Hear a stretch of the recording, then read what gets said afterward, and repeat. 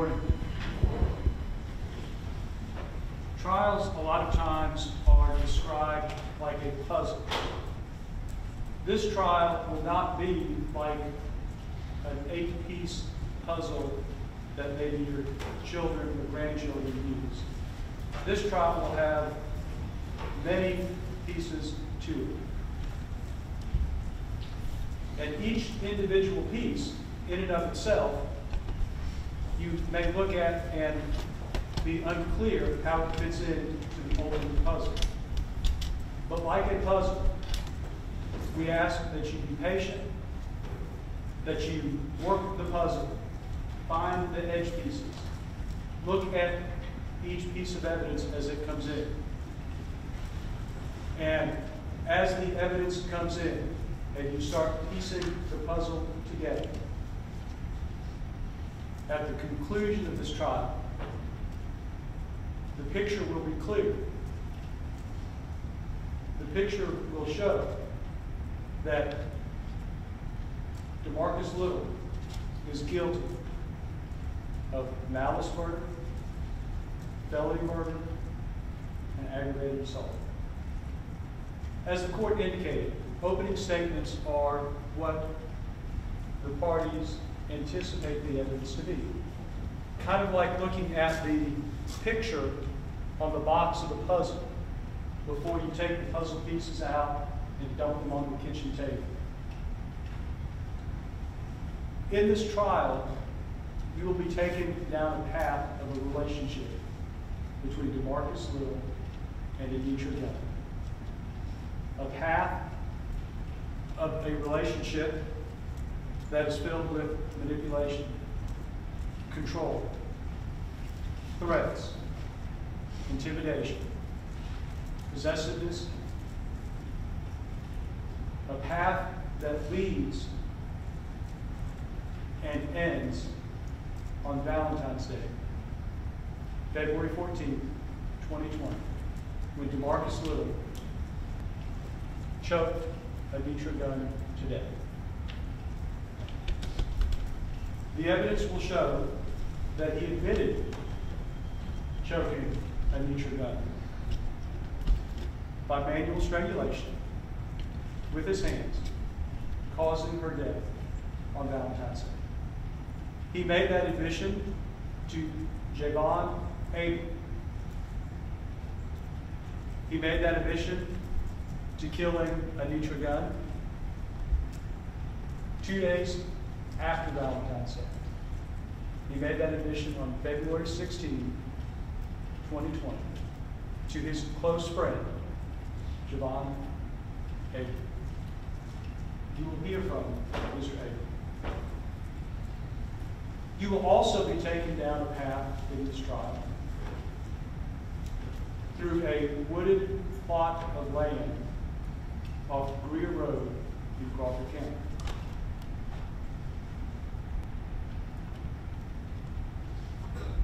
You will be taken down this path through this wooded plot of land where Demarcus Little dumped Anitra Gunn's body.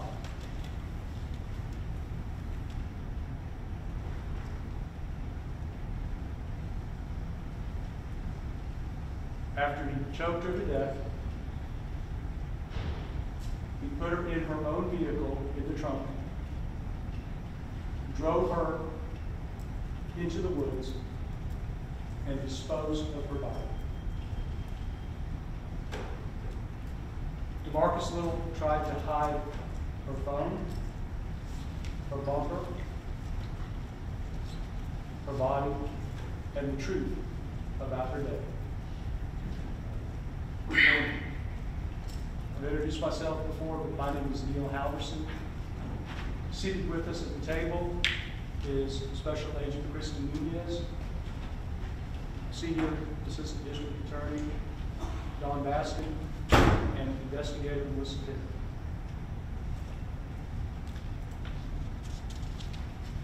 February 13th.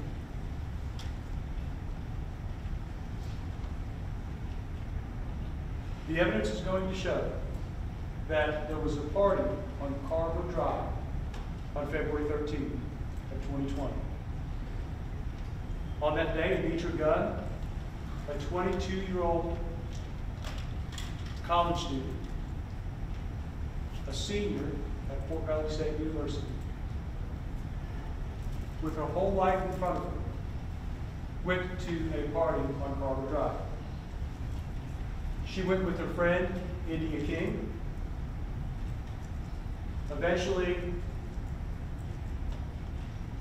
February 13th turns into February 14th in the early morning hours. And she leaves that party. She leaves that party with Demarcus Little. India King had left with other friends. And so Anitra Gunn, Demarcus Little, and two other individuals leave that party in Carver. Those two other individuals are Tracy King and Javon Abram.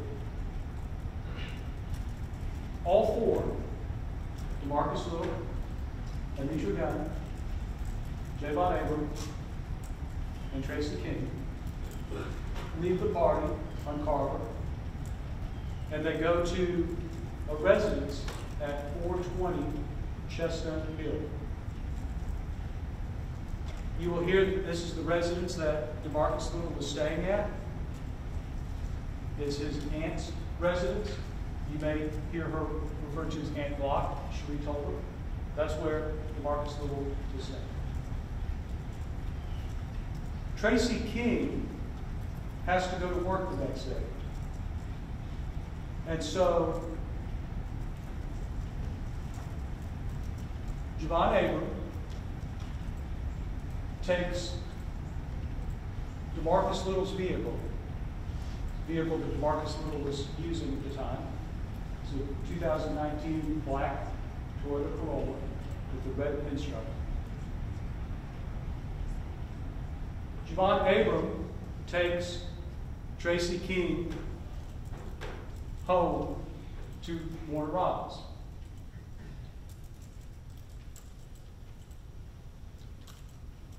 Demarcus Little and Anitra Gunn get dropped off on the way to Warner Robins by Javon Abram, get dropped off at Anitra Gunn's residence by the way of West Church Street. So all four of them leave the party on Carver. They go to 420 Chestnut Hill. All four of them leave 420 Chestnut Hill and take Demarcus Little and Anitra Gunn to her residence. Demarcus Little and Anitra Gunn get out and get into her white in color 2013 Chevy Cruze. Javon Abram and Tracy King leave to go to Warner Robins to take Tracy King home so he could work the next day.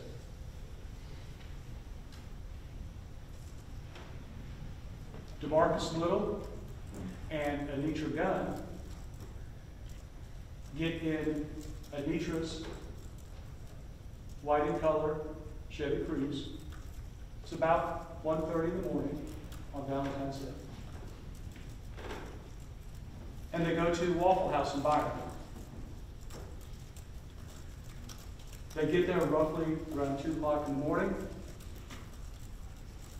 They stay about half an hour. They leave around 2:28 in the morning.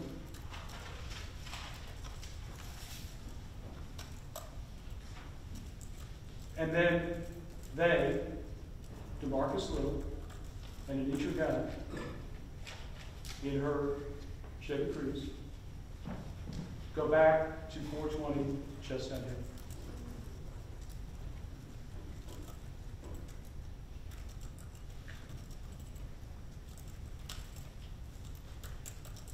The evidence will show that Aunt Glock, Ms. Tolbert,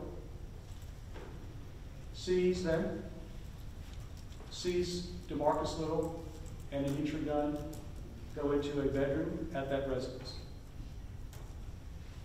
Other than the defendant, Cherie told her Aunt Glock is the last person to see Anitra Gunn alive. That's because she doesn't leave 420 Chestnut Hill Drive alive.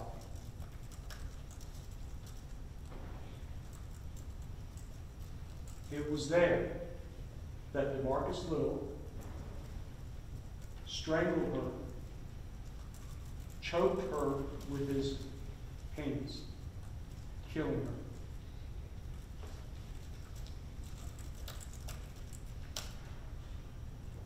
her. As you will learn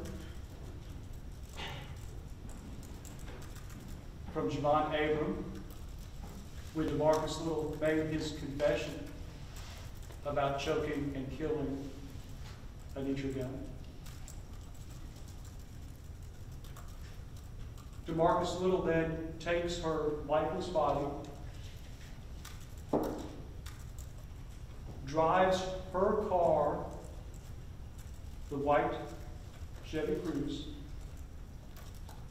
around to the back of the house at 420 Chestnut Hill and puts her body into the trunk.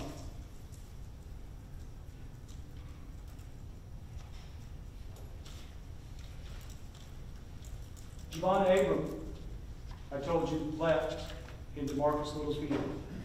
He went to Warner Robins to take Tracy King home so that he could go to work.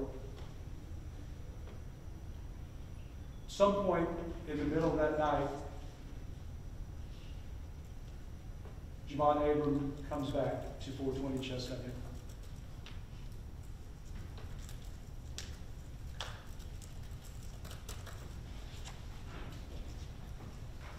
What Javon Abram will tell you will be corroborated by other evidence in this case, by phone evidence that I will talk about in more detail, and by photographs of the tire marks, the fresh tire marks, in the grass, going around the back of the residence at 420 Chestnut Hill, that were taken by law enforcement the following day, February 15th.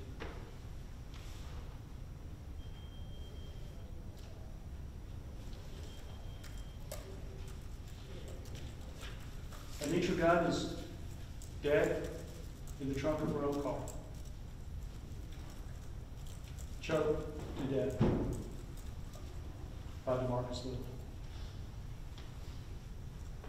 About 11:30 a.m.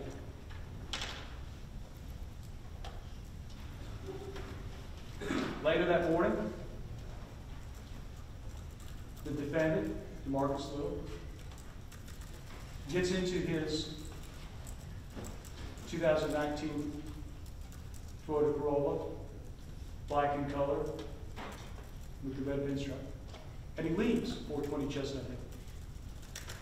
Javon Abram doesn't know where he's going, but he leaves. Importantly,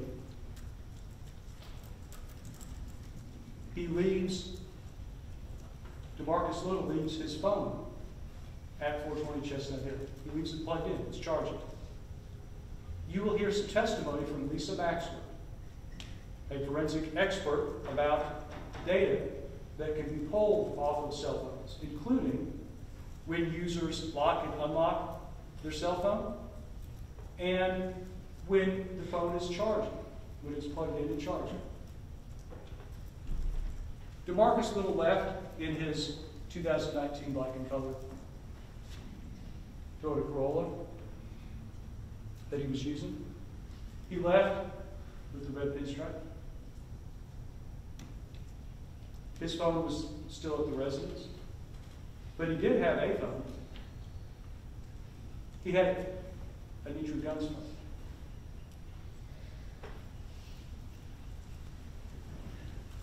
During that morning and continuing into the early afternoon, Anitra's friends, Sierra Stewart and David Howard, who you will hear referred to as by his nickname Scoot, S C-O-O-T, Scoot.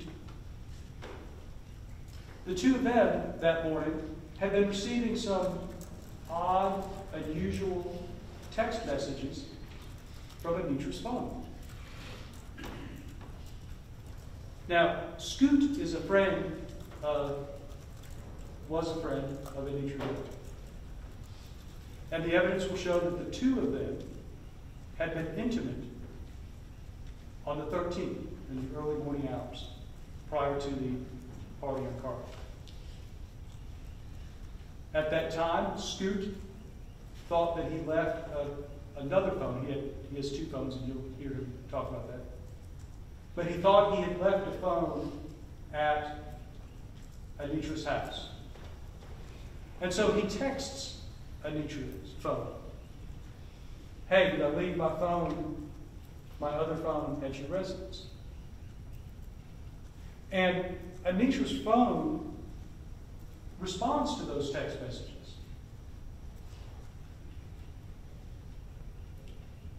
But when Scoot, David Howard, gets those responses, they're odd, they're unusual, they don't make any sense.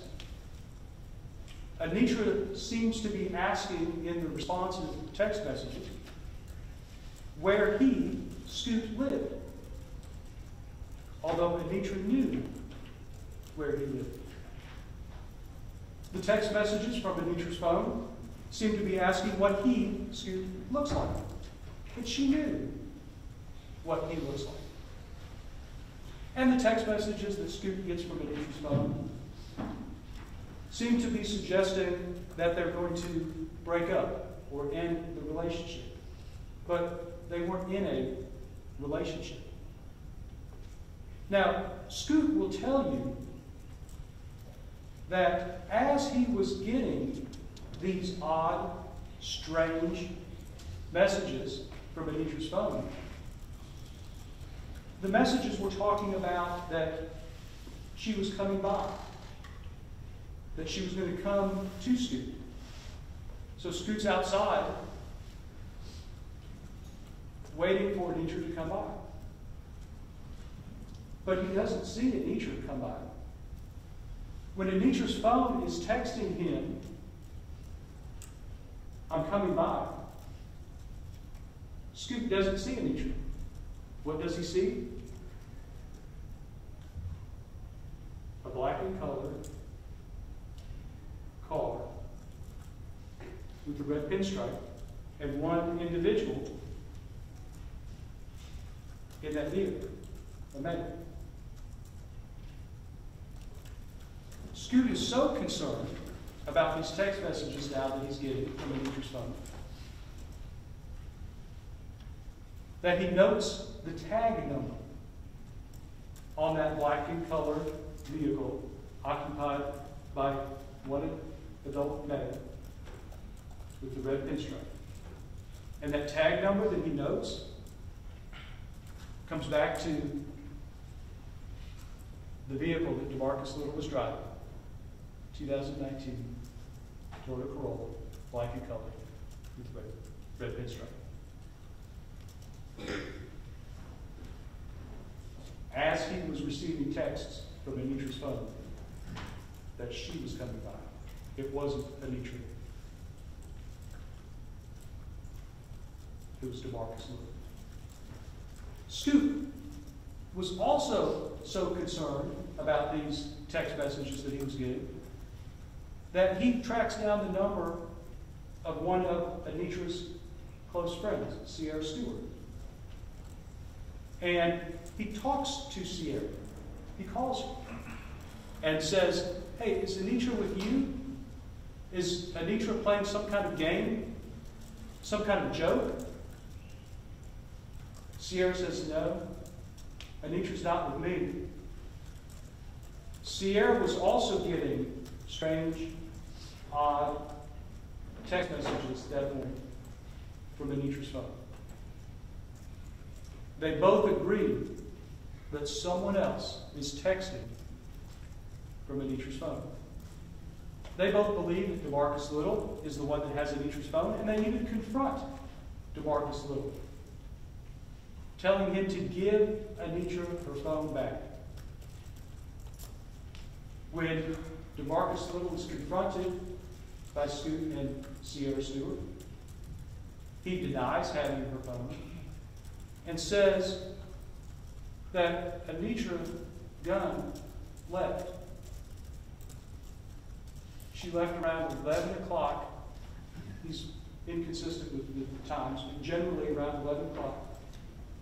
And she left for an interview, is what he tells her friends who are concerned about her. She left for an interview around 11 o'clock. The evidence will suggest that Anitra's phone stops all outgoing activity around 11:53 that morning, Valentine's Day. People are still calling and texting her phone, but that there's no more outgoing calls or texts. Demarcus Little would later, on February 16th, 2 days later, in his confession to his close friend, Javon Abram, tell Javon Abram what he did with Anitra's phone. That he took Anitra's phone and he tossed it, disposed of it like trash, into a culvert or a drainage pipe outside the residence at 602 South Canal Boulevard. You will hear some additional evidence from Captain Marbury and others about Anitra's phone.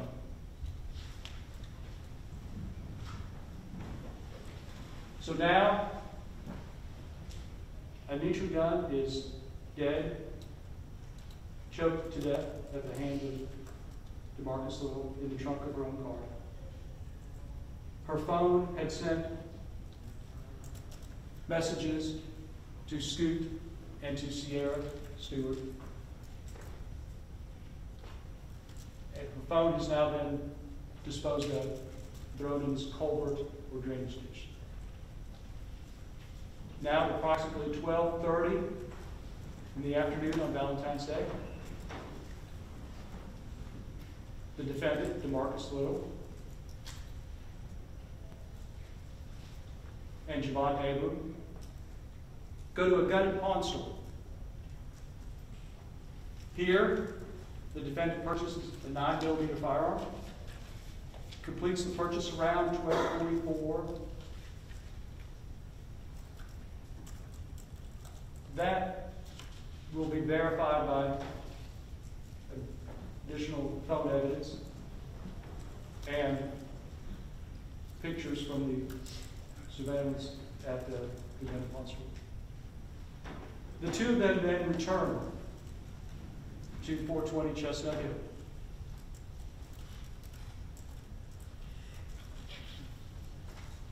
And then, shortly after 1 p.m., the defendant, Demarcus Little, leaves 420 Chestnut Hill again. This time, he leaves not in his Toyota Corolla, but he leaves in Anitra Gunn's 2013 white-and-colored Chevy Cruze with two important things: her body, dead, murdered, in the trunk of her own car, and his phone.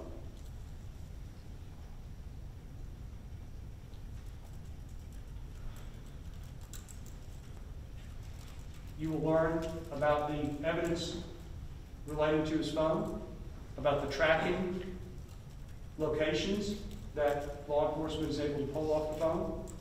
You will know that he has his phone with him because he's on his phone. You will see calls and text messages. he's communicating on his phone. He eventually returns to 420 Chestnut Hill later in the afternoon. But when he comes back, he doesn't come back with Anitra's body. That's because, as he admits to Javon Abel 2 days later on the 16th, Demarcus Little drives Anitra Gunn's vehicle out to that wood plot of land off of Greer Road in Crawford County.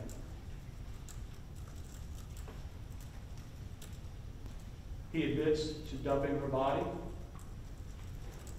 disposing it, covering it with some limbs and debris. He drives her car out through the woods beyond any established path. This isn't a paved road or a gravel road. He goes far enough back into the woods that passing cars can't see. This is an area that's not traveled by other traffic. It's difficult to get in and out. So difficult that during the course of that, he actually strikes some of the trees there, at least one specific tree, causing some of the parts of her vehicle to come off, including the front bumper and some reflective lights and some wheel well lining. Evidence which you will later learn helps law enforcement find her body. Now, Lisa Maxwell, a nationally recognized forensic examiner, will testify that Demarcus Little's phone was in that wooded area off Greer Road, where he took Anitra's body and admitted to dumping it after killing her. His phone was in that wooded area from approximately 1:05 to 1:47 p.m. on Valentine's Day. During that time period, he was on his phone, he was calling people, he was texting, returning calls, texts. He was communicating on that phone. That evidence will support what Javon Abel will tell you. Now, at that same time, the defendant had told Javon Abel, get in the Toyota Corolla and drive around Fort Valley. Go to Anitra's house. Check on Anitra. Javon Abel will tell you that that seemed like an odd request, but he did. He took Demarcus's vehicle and drove around Fort Valley, the black and colored Toyota Corolla with the red picture.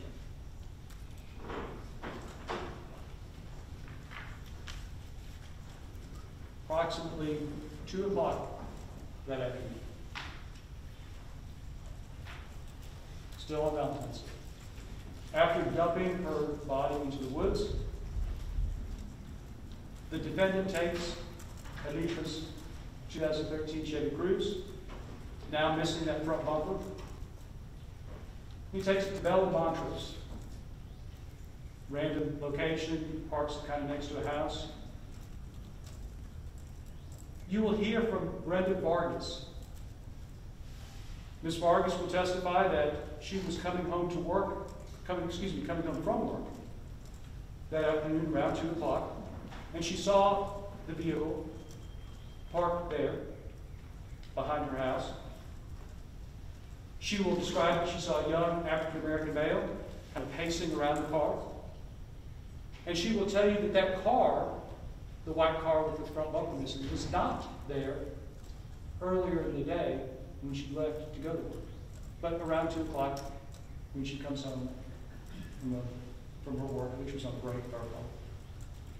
She sees that car there. And then Demarcus Little, the defendant, reaches out to Javon Abram and says, "Hey, come pick me up at Bella Montrose." Javon Abram will testify that he does. He comes pick Demarcus Little up at Bella Montrose. And Javon Abram sees a car that he thinks might be Anitra's car. And he asks his friend, Demarcus Little, "Hey, is that Anitra's car?" And Demarcus Little says, no, that's not.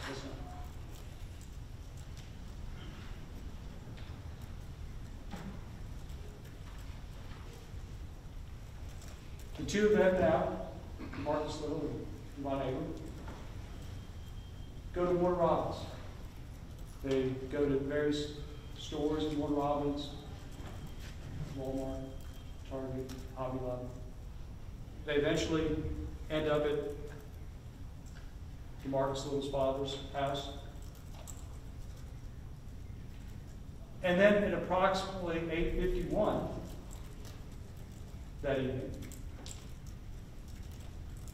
Sierra Stewart, Anitra Gunn's friend, won't let go the concerns that she had from earlier today about those strange text messages she was receiving. She's now reached out to Anitra's brother, Antoine. Anitra's father, Christopher Gunn, is now calling and texting. And Anitra's brother learns that Anitra's cell phone provider, Sprint, can track the location of her phone after a period of time. Not coincidentally, the evidence will show that at that same time, the defendant, Demarcus Little, now suddenly remembers. He suddenly realizes that Anitra has shared her location. And he now learns that she's at that 602 South Camilla Boulevard address. So he makes a production about going from his location in Warner Robins to the 602 South Camilla. Demarcus Little, Javon Abram, and a young lady named Shania McHenry all travel from Warner Robins to 602 South Camilla. And Demarcus Little even has Javon Abram kind of film a FaceTime call that he makes, Demarcus Little, with Christopher Gunn, Anitra's father, as he's trying to look for Anitra. Of course, he doesn't look in the culvert in the drainage ditch where he'd already tossed her phone.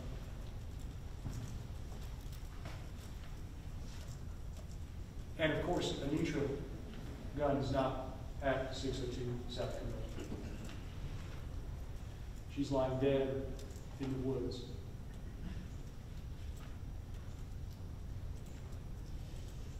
The next day, February 15th, the evidence will show that Demarcus Little and Javon Abram joined Anitra's family looking for her. She's now hasn't had contact with friends and family into the 15th. And the group comes across her car parked at Bella Montrose. And Javon Abram will testify that he hears the defendant, Demarcus Little, tell Anitra's family, hey, that's her car. Despite the day before, Demarcus Little said, no, that's not her car. parked there at Bella Montrose. It was at this moment that Javon Abram started to get suspicious. It was at this moment that Javon Abram started to wonder, did his friend, Demarcus Little, have something to do with Anitra's death, Anitra's disappearance? And those suspicions were confirmed. Because on the next day, February 16th, Sunday, after Demarcus and Javon attend church, Demarcus Little tells Javon Abram, hey, I've got something I need to tell you. They get into Demarcus's vehicle and they start to drive. And while they're driving, the evidence will show that during that conversation, during that drive, Demarcus Little admits to his friend, Javon Abram, that he killed Anitra Gunn.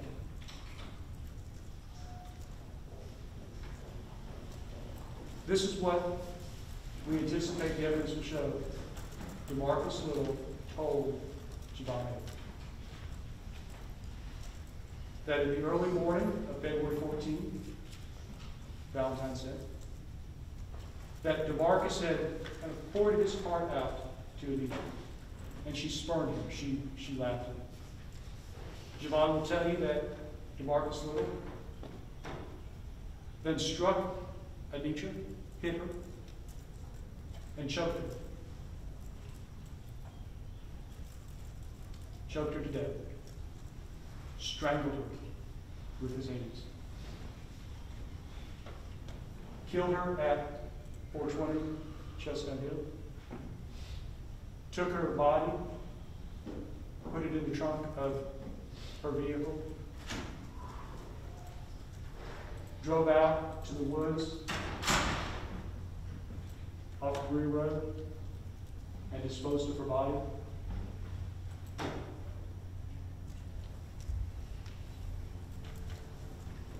And as Demarcus is telling Javon Abram what he did, he's driving into the woods. He's driving into the same wooded area, the same spot that he drove to 2 days earlier on the 14th. He takes Javon Abram into that wooded area where he dumped Anitra's body to retrieve something. The white bumper. The bumper that came off of Anitra's vehicle when Demarcus Little initially drove out to the woods to dump the body. I anticipate the evidence will show that Javon watched as Demarcus gets out of the vehicle, picks up the white bumper, tries to put it into the back of the Toyota Corolla. It doesn't fit. Javon Abram kind of helps lay down one of the seats so that it fits into the trunk. Javon Abram will then testify that they drive back out of the woods, travel further away from 420 Chestnut Hill, and they dump the bumper at a different location, off the side of the road, kind of over a hill, where that bumper remained for about 2 years, until earlier this year, February of this year. It was recovered. How was it recovered? Because law enforcement never stopped working on this case. Because law enforcement wanted to bring you, the jury, the evidence in this case. Now, the bumper had been out in the elements, of course, for about 2 years. And they didn't expect to find any kind of CSI type evidence on it. But they looked, they tried, because they knew you, the jury, would want them to.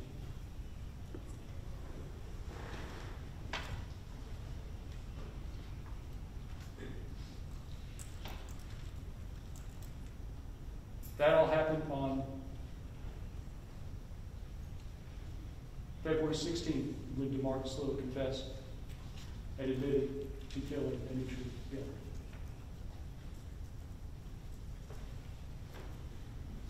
February 18th, 2020. Anitra now has been missing for 4 days since Valentine's Day. And I anticipate the evidence will show that at approximately 3 o'clock in the afternoon, or shortly thereafter, investigator Brian Stewart, of the Peach County Sheriff's Office, was doing like many law enforcement and friends and family of Anitra Gunn were doing. And he was out looking for her. And you will hear that he came across an area off of Greer Road in Crawford County, a wooded area, that he noticed what appeared to be kind of impressions in the grass. Perhaps maybe a car had driven into that area. So he follows that. He follows through the woods down this path. You'll see pictures. You will be taken down this path. And as he continues, he eventually sees a car park. He confirms that that car park is consistent with belonging to a 2013 Chevy Cruze. It's part of the wheel well. He takes a few more steps in the woods, looks to his right, and then sees what I would imagine is an image that will be with him for the rest of his life. He sees Anitra Gunn, Christopher Gunn's daughter, dead.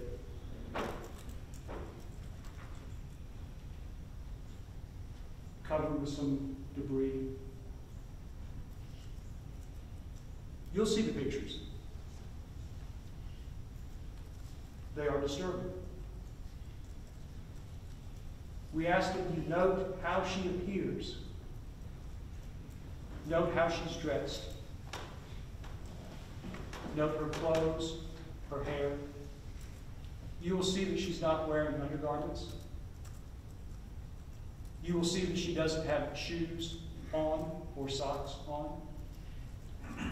You'll see that she has no makeup, no fake eyelashes, no wig. Her shorts are not even fully zipped up. Her purse is not with her. Her phone, of course, is not with her. Recall those images. And recall what Demarcus Little told Sierra Stewart and Scoop David Howard. That she left 420 Chestnut Hill to go to an interview. And of course, it's for you, the jury, to determine the credibility of the testimony. We would ask that you look at that evidence, those pictures, and determine if she appears as if she was dressed for an interview. At this point, of course, law enforcement is no longer working a missing person case. They're now working a murder. They continue to investigate. The GBI, who had been assisting up to this point, now becomes officially involved as the lead agency. The investigation continues. Folks are interviewed and, where necessary, re-interviewed. Javon Abram is one of those individuals. You will hear that Javon Abram was interviewed on at least 3 different occasions. On February 19th, on February 20th, and on February 26th. Special Agent Nunez makes contact with Javon Abram for a 3rd time on February 26th. Why? Because she believes that Mr. Abram has some additional information. She believes that when she had talked to Mr. Abram previously, he was not completely forthright. He was holding some stuff back. She believed that he was burdened with some additional information when she talked with him the first couple of times. So she talks to him again on February 26th. And it's on this day, February 26th,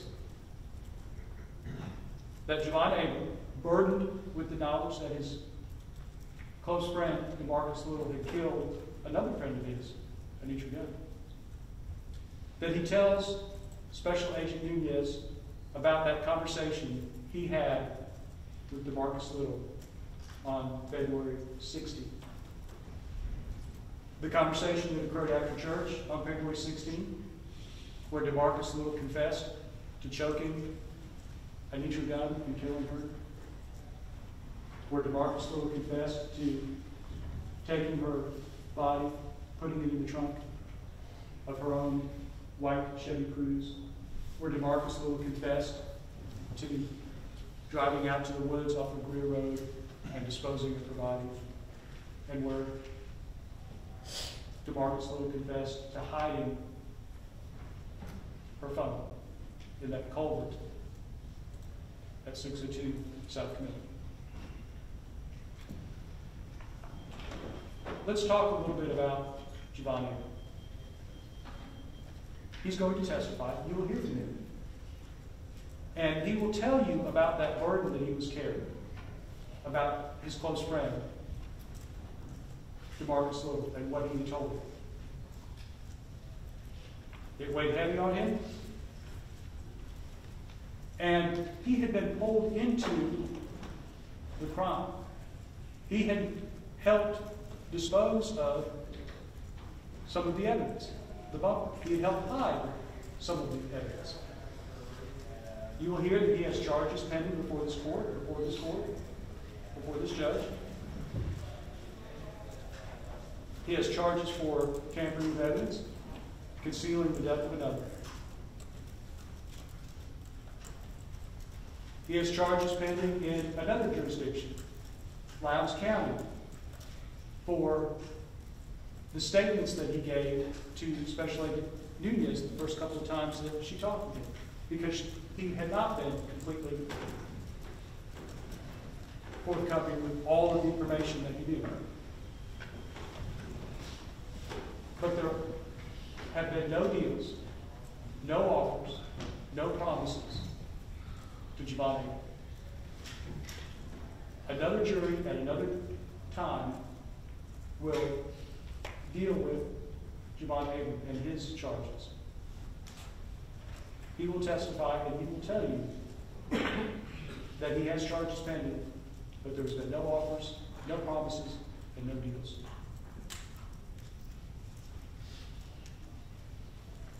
And importantly, law enforcement was able to corroborate what Javon Abram had told them. Recall, at this time, February 26th,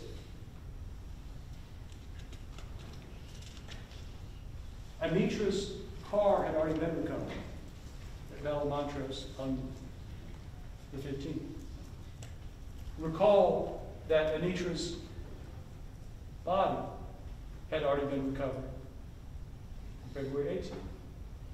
But what had not yet been recovered was Anitra's phone.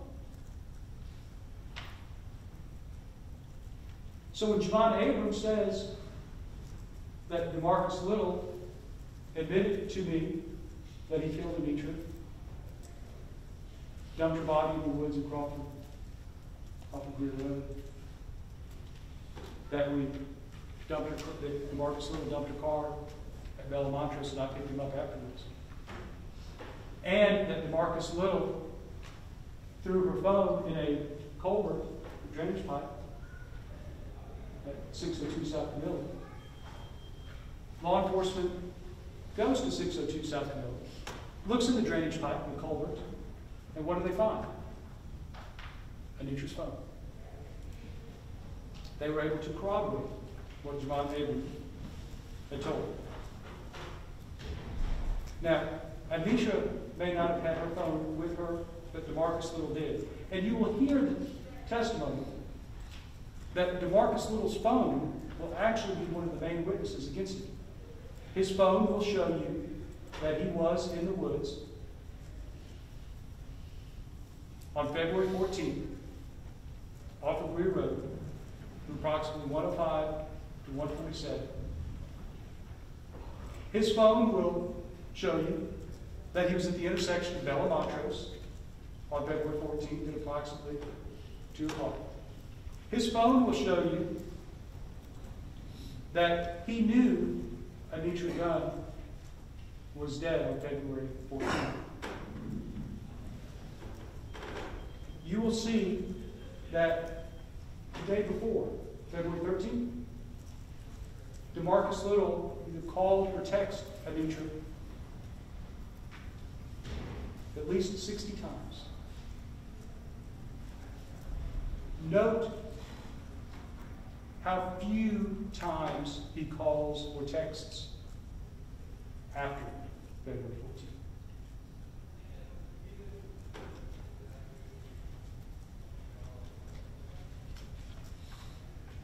The phone will also give you insight into the toxic, abusive, possessive, controlling, threatening, and intimidating relationship between Anitra Gunn and Demarcus Little. The phone will show you threats that Demarcus Little made. The phone will show you the manipulation, admissions of violence and destruction. The phone will show you what lengths Demarcus Little was willing to go to when Anitra Gunn did not do what he wanted. You will also hear about an incident that happened on February 5,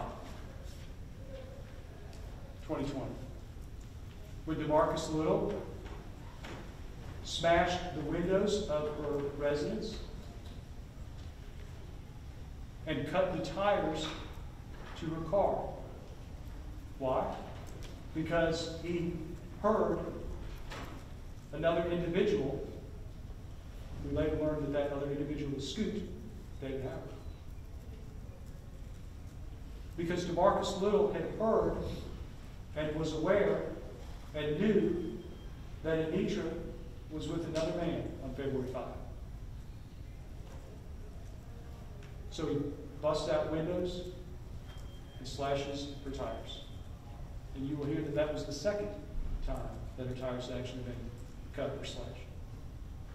You will hear about how her friends begged her to get away before it was too late. I've already touched on it, but you're going to hear some technical evidence from some phone experts.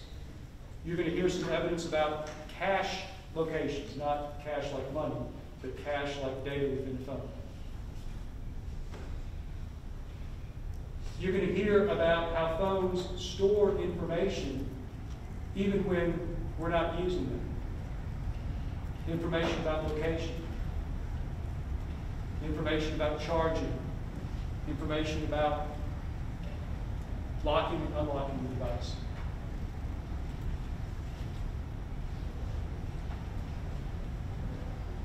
And that information will corroborate the other evidence in this case. That information will corroborate what Javon Abram will tell you. And at the end of this trial, you will have the evidence which will show beyond reasonable doubt that Demarcus Little is guilty of killing with malice aforethought Anitra Gunn by strangling her, by choking her with his hands. That Demarcus Little is guilty of felony murder in that he killed Anitra Gunn while in commission of a felony. That felony being aggravated assault by choking, by strangling her with his hands. On February 14, 2020, here at Peace Chapel.